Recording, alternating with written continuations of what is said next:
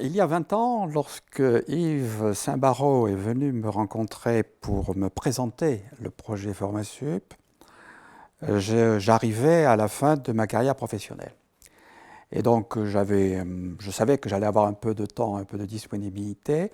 Et j'ai toujours été attiré par un certain engagement dans la cité et essayant de transmettre ce que la vie professionnelle m'avait appris. Bon, donc, disponibilité.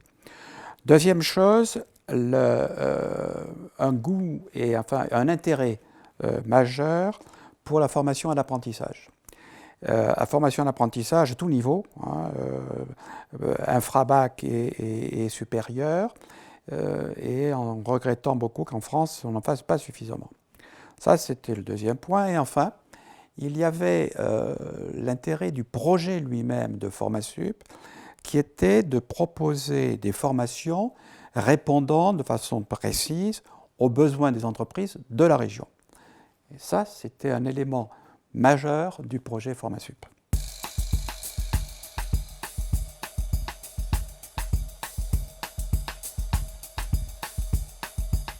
J'ai toujours été particulièrement satisfait de la qualité de l'équipe de Formasup. Une équipe très engagée, avec un directeur, Yves Saint-Barrault, très engagé aussi, très conscient de ses responsabilités, et une équipe Formasup très soudée et portant très bien le projet. Deuxième source de satisfaction, le regroupement que nous avons réussi à faire de 3 Formasup pour arriver à faire ce que nous connaissons et ce que nous fêtons aujourd'hui, la Formasup 1 Rhône-Loire.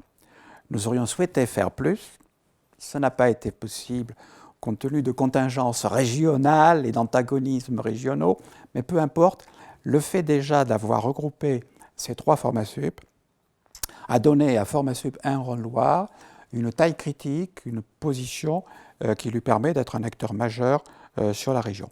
Ça, c'est un vrai point de satisfaction. Et enfin, le dernier, que vous avez encore aujourd'hui, c'est celui de la réussite de nos apprentis. Réussite aux examens, qui sont très nettement supérieurs à ceux que l'on peut constater lorsqu'ils ont une scolarité tout à fait normale, traditionnelle. Et enfin, et ce qui est encore mieux, c'est le niveau d'employabilité des apprentis dès l'instant où ils ont terminé leur formation. Et ça, je dois dire que c'est une véritable source de satisfaction.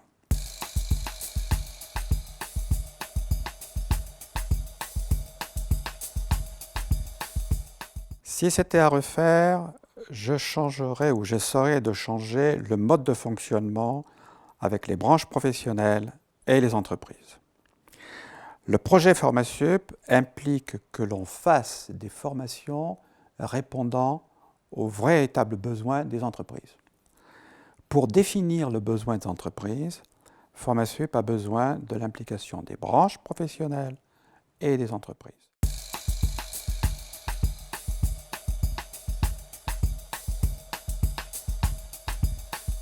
Un acteur majeur de la formation par apprentissage en France. J'espère que la France va s'engager de façon déterminée dans la formation par apprentissage. Et Formasup, ayant fait ce qui a été fait à ce jour, doit y jouer un rôle majeur.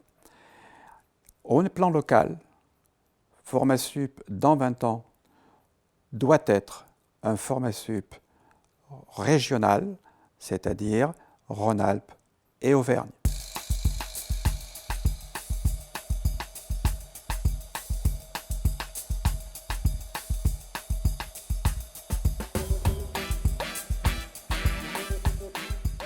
D'abord un engagement personnel. Le deuxième, un mandat confié par des tiers de confiance. Troisièmement, un vrai poumon d'oxygène au regard de ce que je vivais par ailleurs à l'époque. Loin du reporting, loin de la pression internationale, d'un métier oppressant, d'une grosse multinationale. Et donc un esprit entrepreneurial, une fraîcheur, la machette, la quinine. Et puis surtout, quelque chose que je regrette beaucoup aujourd'hui, c'est une équipe engagée et très opérationnelle.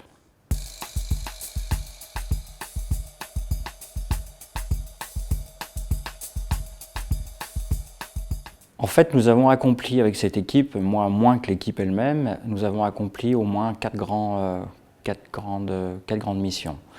La première, ça a été la certification qualité. Mine de rien, c'était un gros boulot pour l'équipe et c'est une belle satisfaction. Le deuxième, c'est la création du premier salon de l'apprentissage et la fierté qu'on a tous d'avoir essaimé sur l'ensemble du territoire avec bien sûr la Chambre de commerce et d'industrie de Lyon et avec le groupe L'Étudiant. 3, c'est la satisfaction du devoir accompli parce que mine de rien, l'entreprise a été toujours bien gérée. Et puis surtout, on s'est développé, ce qui veut dire qu'on a permis à plus de jeunes dans l'enseignement supérieur d'avoir une chance de s'épanouir et de trouver un job.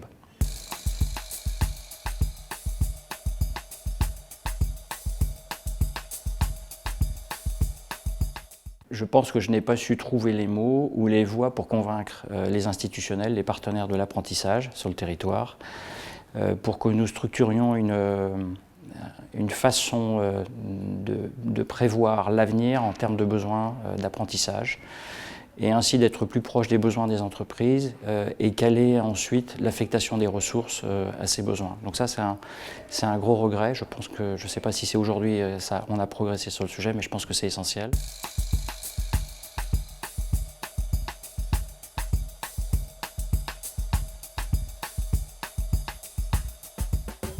Il faut foncer, il ne faut pas hésiter, il faut y aller. Je ne suis pas seul à dire aujourd'hui que l'apprentissage, c'est une voie d'excellence pour continuer à apprendre et surtout pour s'intégrer dans le monde du travail. Vous ne me posez pas la question, mais aux entrepreneurs, aux employeurs qui ne sont là ou qui ne sont pas là, je dirais la même chose. N'hésitez pas, recourez à l'apprentissage, notamment dans l'enseignement supérieur. C'est génial, vous verrez, vous faites plaisir à des jeunes, vous trouverez des compétences, vous leur permettrez de grandir et vous y gagnerez au final beaucoup de temps, d'énergie et puis aussi d'argent. Voilà.